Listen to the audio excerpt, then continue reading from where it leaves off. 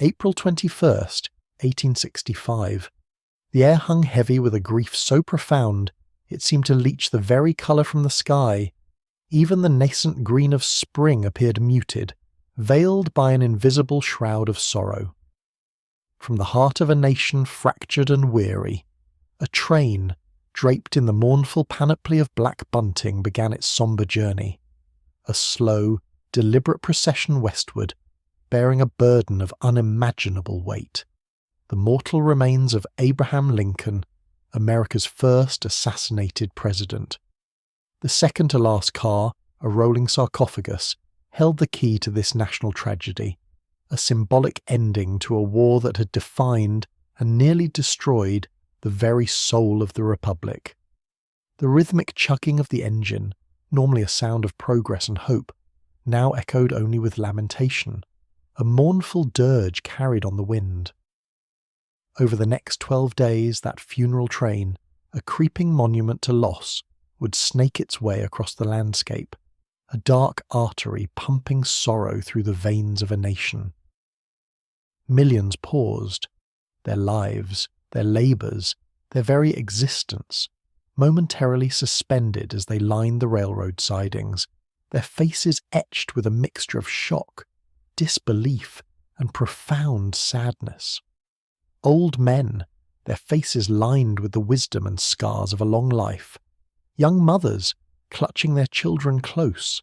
Hardened veterans, their eyes still haunted by the horrors of the battlefield, all stood shoulder to shoulder, united in grief, their collective silence a more eloquent testament to their loss than any spoken word.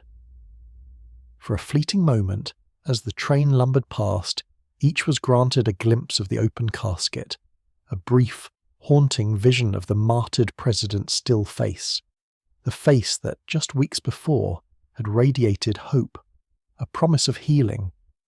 Now, frozen in death, a stark reminder of the fragility of life, the futility of hatred, and the devastating consequences of fanaticism. It was a nation mourning, a people shattered. A whole society, from the grandest mansions to the humblest cabins, was cloaked in black. Not just for a president, but for the very embodiment of their ideals, their aspirations, their hopes for a better future. For they were mourning the death of a simple man, a man of the people, sprung from the same soil, shaped by the same struggles, who had risen to lead them through their darkest hour. He was a symbol of their own potential, a testament to the belief that even the humblest among them could aspire to greatness, could shape the destiny of a nation. You could not write this story from scratch. No fiction could ever capture the raw, visceral power of this reality. The life and the death of Abraham Lincoln were inextricably intertwined, a tapestry woven with threads of triumph and tragedy, of hope and despair, of profound love and bitter hatred. He was an authentic hero, larger than life, larger than war, almost larger than America itself. A figure carved from the very bedrock of the nation, his words, his deeds, his very being, resonating with a timeless truth that transcended the boundaries of politics and ideology. He was the embodiment of the American experiment, a living testament to the belief that all men are created equal, a belief that he had fought and ultimately died to uphold. But even as the funeral train began its mournful journey, another story, a darker narrative was unfolding, a tale of betrayal, of madness, of the devastating consequences of unchecked hatred. At the very moment Lincoln's funeral train departed Washington, his murderer, John Wilkes Booth, lay shivering in the reeds beside the Potomac River. The largest manhunt in American history was closing in. Hunted like a wild animal, his grand dreams of glory dissolving into a nightmare of fear and desperation, Booth managed to scribble a few words in a diary, a desperate attempt to justify his heinous act, to salvage some semblance of meaning from the wreckage of his life. His words, filled with a twisted sense of righteousness, a chilling lack of remorse, offered a glimpse into the dark recesses of a mind consumed by hatred and delusion.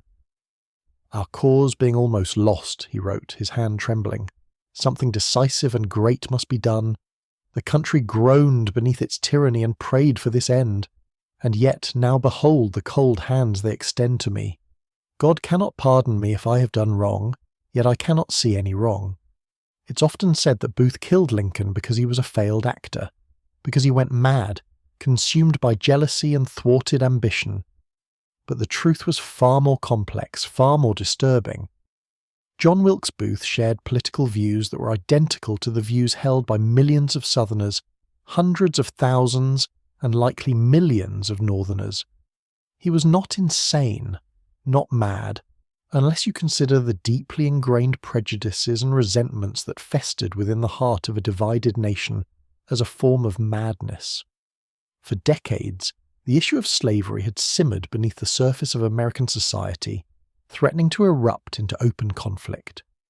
Booth was a product of this toxic environment, a vessel filled with the poison of sectionalism, of racial hatred, of a fervent belief in the righteousness of the Southern cause.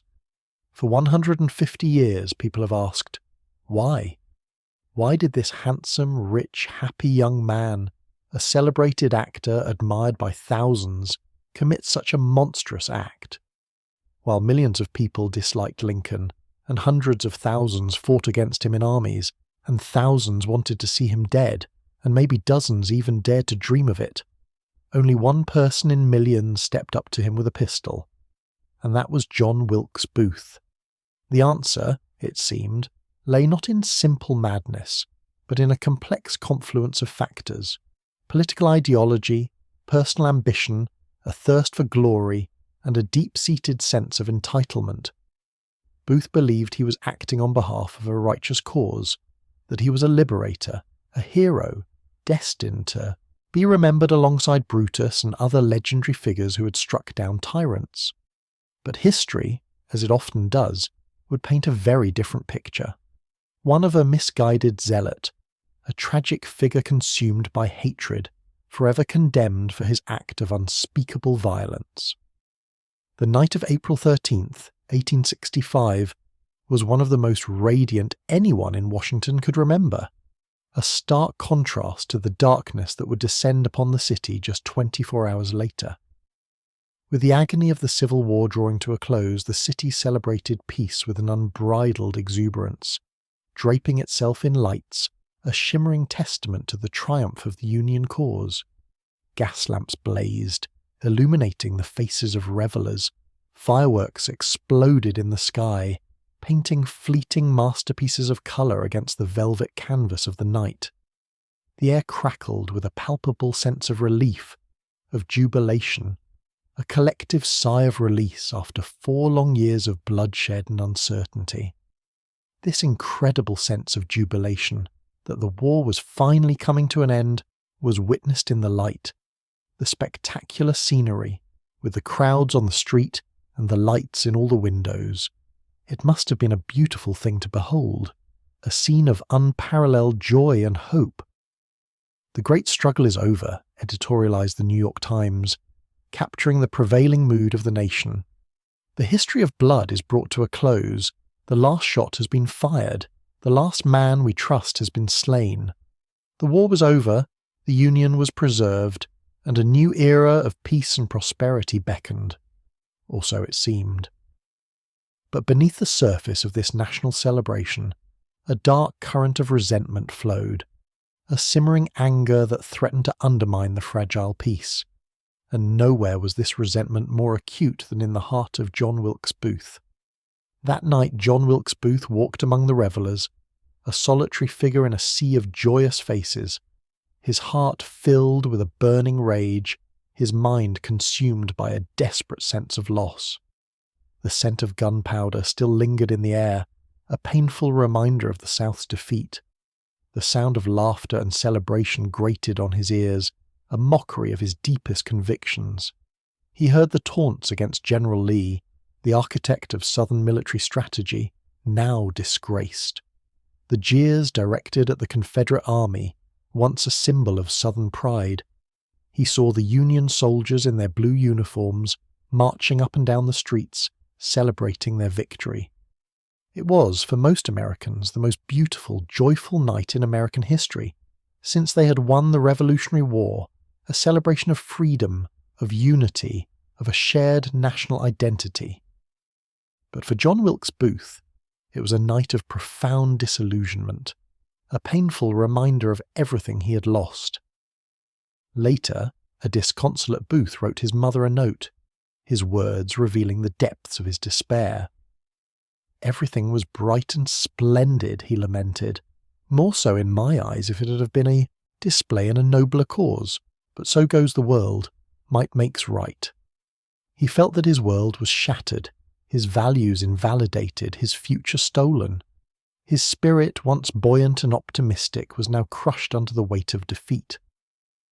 When he went to bed that night, he was a man with little hope, a man without prospects, a man who felt his world and everything he held dear had been crushed and humiliated. The light and celebration of the night only served to accentuate the darkness within him, the growing conviction that something drastic had to be done to avenge the South's defeat, to restore its lost honour. The seeds of his terrible act were sown that night, fertilised by resentment, watered by despair, and nurtured by a twisted sense of righteousness. John Wilkes Booth grew up on his family farm in Bel Air, Maryland, a landscape of rolling hills and verdant fields, a world far removed from the violence and political turmoil that would eventually consume him. He really grew up in a country style, horseback riding, hunting. He spent a lot of time outdoors, immersed in the beauty of the natural world. It was a relatively idyllic, free childhood, marked by adventure, exploration, and the boundless freedom of youth. He had a very vivid imagination, so much so that he could create all sorts of fantasies in his own mind, transporting himself to distant lands, imagining himself as a heroic figure in epic tales of adventure. When he was 10 or 12, he got a lance that a soldier had brought back from the war with Mexico, and could be seen riding around the woods, making heroic speeches, and mounting mock charges against trees and bushes, his vivid imagination transforming the mundane landscape into a battlefield of his own creation. The word winning, buoyant, gaiety, joyous, cheerful, laughing. It turns up in the mention of Johnny by anybody who knew him. He was a charismatic, energetic, and popular young man, blessed with good looks, a natural charm, and a seemingly boundless enthusiasm for life. But beneath the surface of this carefree existence, a darker undercurrent flowed, a yearning for greatness, a desire to leave his mark on the world. The Booths of Maryland assumed greatness as a birthright, a legacy passed down through generations, a weight of expectation that both inspired and burdened the young John Wilkes. Led by their patriarch, the flamboyant and eccentric Junius Brutus Booth, the family was known as the foremost theatrical dynasty of their time, their name synonymous with talent, passion, and dramatic flair. The stage was in their blood, a world of make-believe and illusion, where they could transform themselves into kings and queens, heroes and villains, captivating audiences with their skill and artistry. He was the son of the greatest actor in America. His brother Edwin was on his way to inheriting the mantle, and Johnny Booth saw himself, I suppose a modern word would be, entitled. By 17, John had decided to follow his famous father and brother onto the stage, a decision driven by ambition, but also by a desire to prove himself, to escape the shadow of his illustrious predecessors. He yearned to carve his own path to greatness, to achieve the same level of fame and acclaim as his father and brother. But he also struggled with a deep-seated insecurity, a fear that he would never measure up to their lofty standards. Booth was terrible when he began. He didn't know how to perform. He would mess up his lines. But he possessed a raw talent, a natural charisma that compensated for his lack of formal training. He developed special skills that his father didn't have, and his brother Edwin didn't, a certain physicality, a daredevil energy that electrified audiences. When you went to see John Wilkes Booth, You knew you would get your money's worth. You were going to get some very exciting stage action. He electrified you with his movements. He was very dynamic, a tremendous swordsman. He had presence, he had flair, he had dramatic impulse, he had a fiery quality, both on the stage and off the stage, and he was gorgeous to look at. He was a natural performer, his every gesture, every expression, imbued with a passion that captivated audiences. In 1858, at the age of 20, Booth began travelling the country as a featured performer, his name emblazoned on theatre marquees, his face plastered on posters, a rising star in the constellation of American actors. He appears to be, in fact, the first American actor who had his clothes ripped by fans when he was coming out of the theatre one night, a testament to his growing fame and popularity. He was adored. This dramatic, handsome young man, filled with excitement, vibrancy, took the stage by storm, captivating audiences with his energy, his passion, and his undeniable charisma. Women swooned at his feet, men admired his talent, and critics praised his performances, hailing him as the next great actor of his generation. Just as Booth reached stardom, however, the country itself was losing interest in idle pursuits like the theatre. A much more vivid drama was turning north against south, and brother against brother. The nation was teetering on the brink of civil war, the issue of slavery tearing at the very fabric of American society, threatening to unravel the fragile Union. Political tensions were rising, secessionist sentiments were growing stronger, and the threat of armed conflict loomed large on the horizon. Even the Booth family, once a symbol of unity and artistic achievement, was fractured by the growing divide. The Booths were no exception. Edwin really became a man of the North. He became a star in the North, and his political consciousness developed along those lines. John Wilkes spent most of his time in the South. That's where he received his great acclaim. That's where he felt best loved. And over time, he naturally adopted the Southern point of view. While Edwin embraced the abolitionist cause, aligning himself with the North's anti-slavery sentiments, John Wilkes gravitated towards the South, drawn to its aristocratic traditions, its romantic ideals, and its staunch defence of states' rights. The brothers found themselves on opposite sides of the growing divide, their once close relationship strained by their differing political views. "We're of the North," Booth's sister Asia once insisted, attempting to bridge the growing chasm between her brother's ideologies. "Not I," he replied, his voice filled with a fervent conviction. "So help me God, my sole life and possessions are for the South." His words, tinged with a passionate loyalty, revealed the depth of his commitment to the Southern cause. The South represented everything he admired: honour, tradition, and a way of life he believed was under threat from the North's industrialising forces and its increasingly vocal abolitionist movement. There was a really big burden to being a Booth. Whether he went on the stage or not, you have these giants in your family that you're inevitably compared to.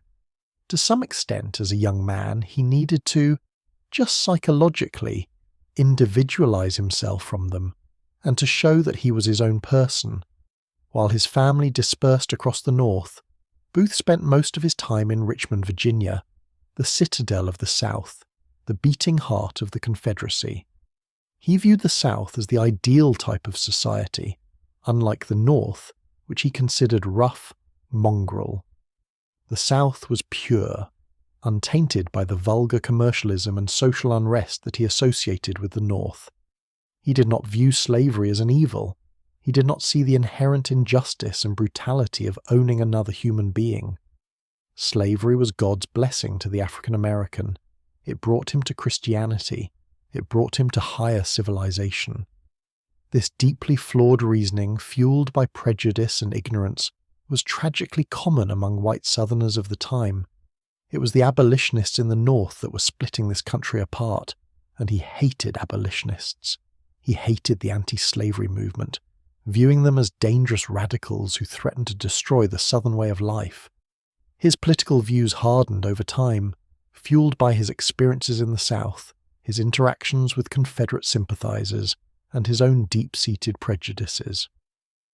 When radical abolitionist John Brown was captured while trying to incite a slave rebellion in Harper's Ferry, Virginia, Booth heeded a call for volunteers to guard against Brown's escape, his actions revealing the depth of his commitment to the Southern cause.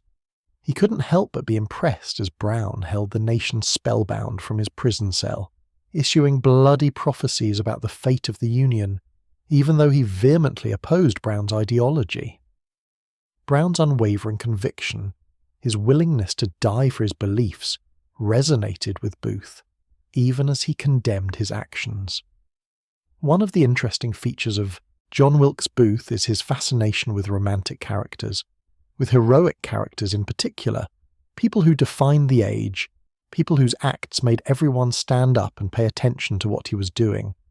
He loved characters imbued with heroic mould, figures who defied convention, who challenged authority, who were willing to risk everything for their beliefs.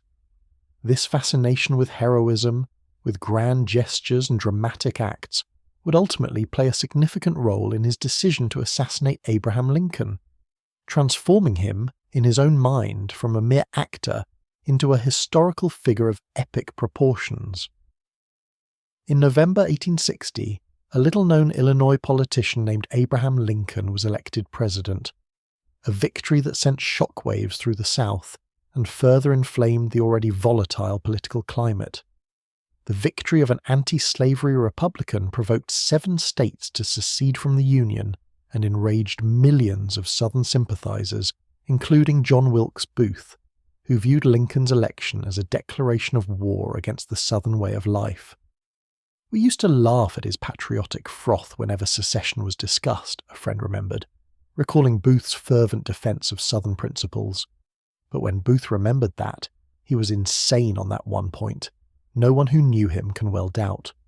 His passion for the South became an all-consuming obsession, blinding him to reason, fueling his hatred for Lincoln, and ultimately driving him to commit the unthinkable. Shortly after Lincoln's election, Booth wrote a speech. He apparently wrote this to deliver to an audience.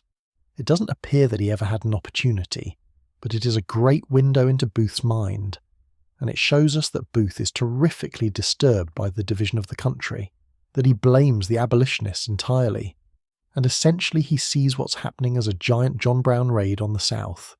His words, filled with anger and resentment, reveal the depth of his disillusionment with the state of the nation.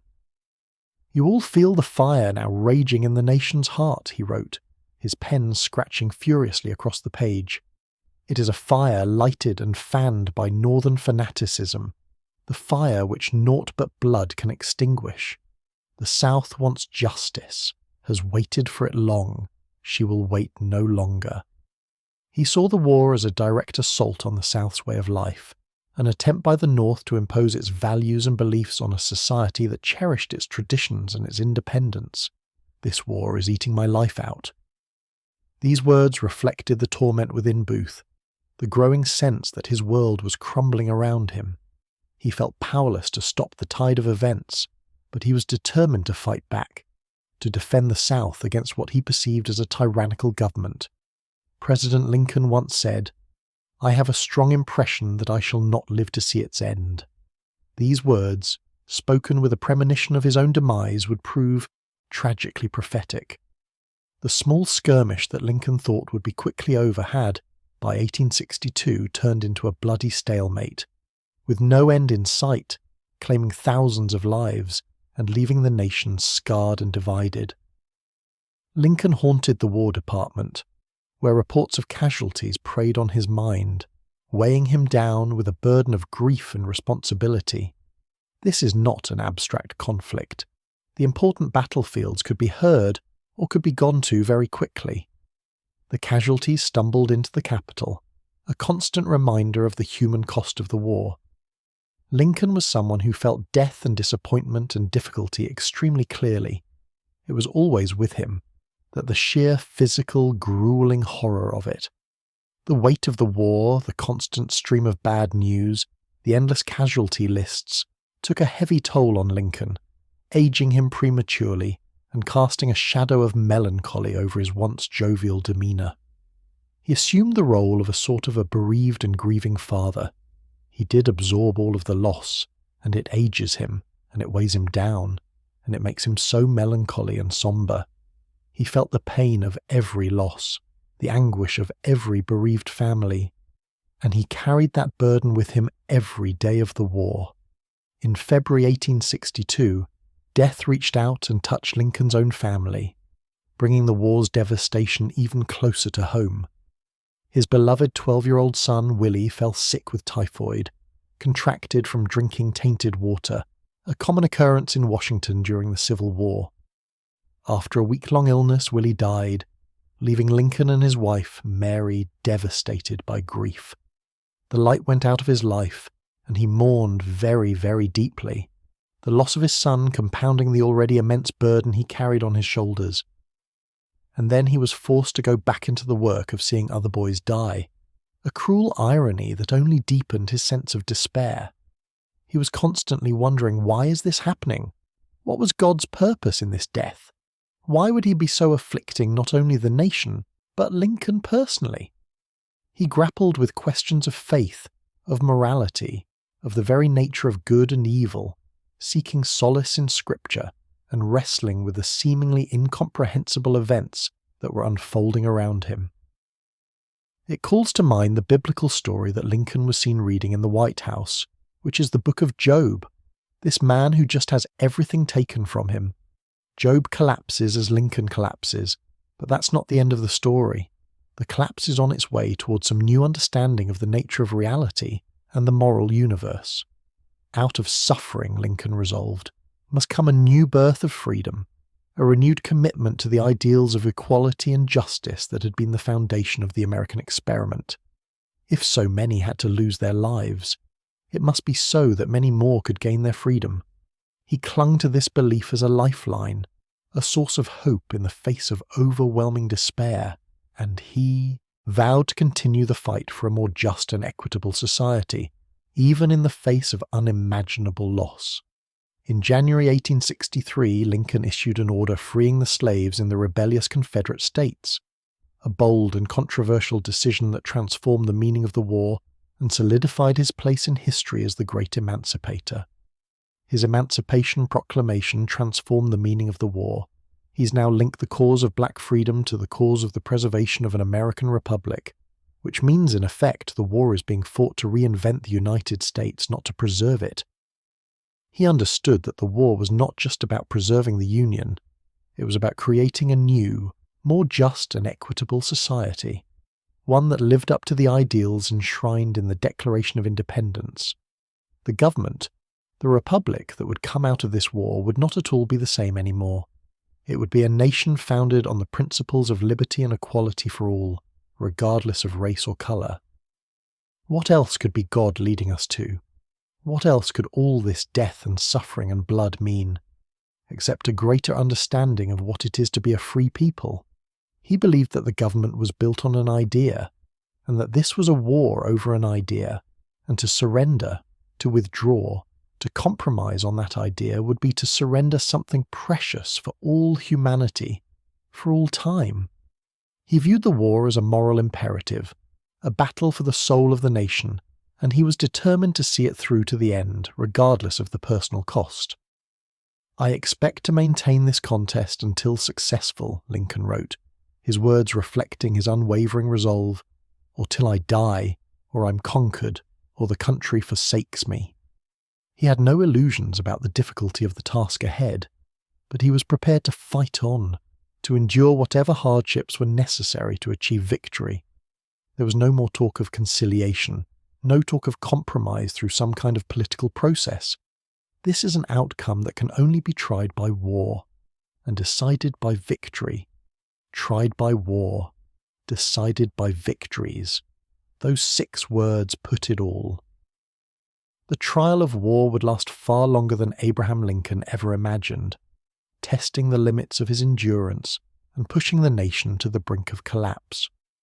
With Southern victories at Manassas, Fredericksburg and Chancellorsville, public opinion in the North began to falter, the war's endless bloodshed and mounting costs eroding support for Lincoln and his policies. In the summer of 1863, draft riots broke out in several northern cities, fueled by resentment over the conscription laws and by racial prejudice against freed slaves. Newspapers denounced Lincoln with what one friend called a frantic malignancy, his popularity plummeting as the war dragged on. Soon, sentiment was so strongly against him that Lincoln was certain he would lose his bid for re-election. "The people are impatient," he said. "The bottom is out of the tub. The costs are mounting, the politicians are complaining, and the voters are turning against him." He faced a difficult road to re-election, with the war still raging, the economy in turmoil, and public opinion sharply divided. By the end of August 1864, Lincoln has concluded, "If we come to the polls like this in November, we're going to lose." He prepared himself for defeat, writing a memorandum outlining his plans for a peaceful transfer of power to his successor. Salvation for Lincoln came in the form of a battlefield victory, a glimmer of hope amidst the darkness and despair. On August 31st, General William Tecumseh Sherman broke through the Confederate defenses around Atlanta, a strategic victory that turned the tide of the war and breathed new life into Lincoln's campaign. He sent a short telegram to President Lincoln: "Atlanta is ours, and fairly won." And when that was published in the northern newspapers, it changed northern opinion around almost overnight. Lincoln, who looked like the defeated and discredited commander-in-chief of a losing army, now emerges as the leader of a triumphant army. His victory at Atlanta restoring public confidence in his leadership and paving the way for his re-election, and he was triumphantly re-elected, securing a second term in office and solidifying his mandate to continue the fight for the Union. Something turned in Booth when Abraham Lincoln was re-elected. He realized Lincoln was in there for good, to prosecute the war to the end. He knew Lincoln was not going to settle with the South, and that many more would die. That Lincoln was going to serve another 4 years in the White House. These Yankees, led by this black Republican, as they called him, Abraham Lincoln, were going to use this war now to tear up the South, to destroy its institutions, to overthrow its way of life, and to end their civilization as they had known it. Lincoln's re-election confirmed Booth's worst fears, signalling the inevitable defeat of the South and the destruction of everything he held dear. By 1864, John Wilkes Booth was only 25 years old, yet he had already begun losing interest in his acting career, his passion for the stage waning as the nation teetered on the brink of collapse. "I hardly know what to make of you," his agent wrote him, expressing his concern over Booth's lack of motivation. "Have you lost all your ambition?" He found himself increasingly disillusioned with the world of theatre, feeling that his talents and skills were being wasted on trivial pursuits, while the nation was engaged in a life-or-death struggle. I don't think we should forget that acting in those days is very, very hard work. The travel, the exhausting performances, the drafty theatres, managers who won't pay you. And I think at some point Booth began to tire of the stage. To Booth, the war had rendered his life marginal and irrelevant, his theatrical triumphs paling in comparison to the momentous events unfolding around him. "What are actors?" he wrote. "They know little, think less, and understand next to nothing." His dreams of glory beyond the stage were quickly passing him by, replaced by a growing sense of frustration and despair.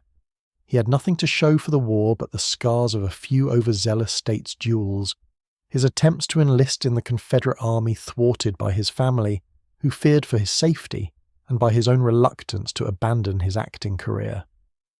"For 4 years I have cursed my wilful idleness," he lamented, "and begun to deem myself a coward. I cannot longer resist the inclination to go and share the sufferings of my brave countrymen against the most ruthless enemy the world has ever known." He longed to make a meaningful contribution to the Southern cause, to prove his loyalty, and to earn his place in history. Booth's anger and disappointment began to focus on the one man he held responsible for the South's suffering, the one man who stood in the way of its independence, Abraham Lincoln. There's no doubt that the war was pushing Lincoln forward as a symbol and icon, something bigger than life. Booth began to focus on Lincoln in this way, that Lincoln, in fact, was the source of all the nation's troubles. Because of the war, Lincoln had to institute a whole series of acts that were viewed as a very anti-democratic suspension of the writ of habeas corpus, for instance, shutting down newspapers, censoring people's speeches. All of these things were an anathema to John Wilkes Booth, and he viewed himself in the end, I think, as someone that literally God had put here to correct the tyranny of Abraham Lincoln. He saw Lincoln as a tyrant, a despot, who was destroying the South's way of life and trampling on its rights. Early on, Booth seems to have developed this passionate hatred for tyranny, a sentiment that would ultimately drive him to commit the ultimate act of rebellion. It's curious where that came from. If we remember that his father's middle name was Brutus, that may tell us a good bit. Brutus, of course, was the character who assassinated Caesar. And if you look both in the play of Shakespeare and in the writings of the historians of ancient Rome, Brutus was a character as noble as Caesar, as distinguished as Caesar, as well regarded as Caesar, and whose patriotism and decency were unquestioned. Like Brutus, Booth dreamed of a single grand gesture that would turn the tide of history and catapult himself into immortality, a desperate attempt to salvage his reputation and to secure his place in the annals of American history. John Wilkes Booth felt he had to justify why he wasn't a soldier on the front lines. Why didn't he volunteer? Why wasn't he fighting? He convinced himself that his resources, his talent and skill could be put to better use, that he could make a greater contribution to the South cause through a daring act of defiance. Booth began taking on small assignments for the Confederate underground, a loose network of Southern spies living north of the Mason-Dixon line providing aid and intelligence to the Confederacy. It was here, in the ferment of the underground, that Booth settled on a bold plan, a desperate attempt to change the course of the war and to secure his place in history. He would kidnap the President of the United States, convey himself to the Confederate capital, enrichment and ransom him for thousands of Confederate prisoners. The idea of capturing or kidnapping a knighted states president may seem preposterous on the surface, but at the time it was quite feasible, a reflection of the lax security surrounding Lincoln and the desperation of the Confederate cause. Lincoln was unprotected. He moved about frequently on his own, and he travelled as much as 3 miles to his summer residence in Soldiers' Home, often unattended by himself, making him a vulnerable target for a daring abduction. In November and December, Booth made several trips to southern Maryland, a hotbed of sedition, a stronghold of Confederate sympathizers, where he began to recruit co-conspirators and scout escape routes. He travelled under the guise of an actor, blending in with the local population and secretly plotting his audacious scheme. His most valuable conspirator was John Surratt, a college-educated Confederate courier known in Richmond for his loyalty and resourcefulness. He helped Booth interact with other Confederate agents, providing him with contacts, information, and logistical support. Without John Surratt, Booth couldn't have organized the conspiracy. He was the linchpin of the operation, connecting Booth to the underground network and helping him to assemble his team of accomplices. Surratt introduced Booth to 29-year-old George Atzerodt, a German-born carriage painter and boatman during the war. Yet Surratt secretly ferried Confederate agents across the waterways of southern Maryland, providing transportation and logistical support to the Confederate underground. Surratt also introduced Booth to David Herold, 22, an impressionable and dull-witted pharmacy clerk. You knew the back roads that would serve as the conspirators' Issac route, familiar with the local terrain and able to guide the conspirators through the back roads and waterways of southern Maryland. Lewis Powell, tall and powerful, was a former Confederate prisoner of war who would provide the muscle for the kidnapping conspiracy, a hardened veteran known for his strength and ruthlessness. Rounding out the group were 2 of Booth's childhood friends, Samuel Arnold and Michael O'Laughlin, both ex-soldiers in the Confederate Army. motivated by loyalty to Booth and by their shared hatred of Lincoln. The group had little in common other than his strong attraction to the charismatic actor who would be their leader, drawn to his energy, his passion, and his unwavering commitment to the Southern cause. It was as though a great star of the modern age picked you, a completely anonymous, unknown person of no status, no wealth, no importance. A great star picks you to be his confidant, his pal, his companion, to travel with, to dine with, to drink with. Many of them didn't join the conspiracy because they hated Abraham Lincoln. They joined the conspiracy because they loved and admired John Wilkes Booth, viewing him as a heroic figure, a leader who could restore the South to its former glory.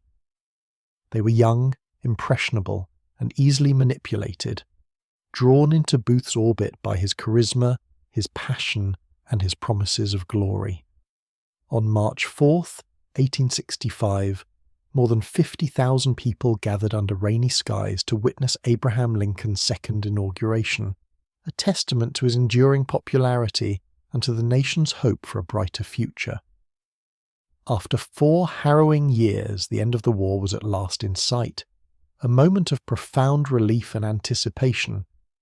Lincoln stood to address the crowd just as a brilliant ray of light pierced the clouds overhead, a symbolic moment of hope and renewal.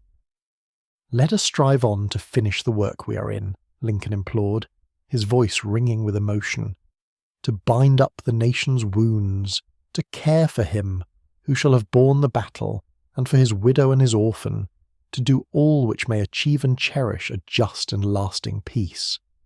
There's not even a moment of bitterness. There's not even the slightest declaration of what will be done with Confederate leadership. It is remarkable that in a moment like that, in this country that has all but won a victory, an all-out, terrible, total civil war, and he doesn't even spend one sentence to declare the righteousness of victory and the evil of Confederate defeat. What he does is to suggest that the sin of slavery was shared by both sides, his way of reaching out to the South. Both sides read the same Bible, both prayed to the same God. Neither's prayers were fully answered, and that, of course, are the words we remember. With malice toward none, with charity for all, let us bind up the nation's wounds. His words, filled with compassion and forgiveness, offered a vision of reconciliation and healing, a promise of a future where North and South could live together in peace and harmony. Standing on the steps of the Capitol that day, only yards from the President, John Wilkes Booth seethed with hatred, his heart consumed by bitterness and resentment. For Booth, the prospect of another Lincoln term held not consolation, but the sting of bitterness and defeat, a confirmation of the South's inevitable subjugation. "What a splendid chance I had," he later confided, his voice filled with regret, "to kill the president where he stood. He had the opportunity to strike down Lincoln, to change the course of history, but he hesitated, his resolve wavering at the last moment." 2 weeks later, Booth and his co-conspirators met in the private dining room of a Washington restaurant. Over oysters and champagne, they finalized their plans for the kidnapping of Abraham Lincoln. Booth laid out his kidnapping plan, outlining the details of the operation and assigning roles to each of his accomplices. When Booth started to reveal the details, they thought he was a madman. The plan seemed reckless, audacious, and fraught with danger. "We're going to kidnap Abraham Lincoln," he declared, his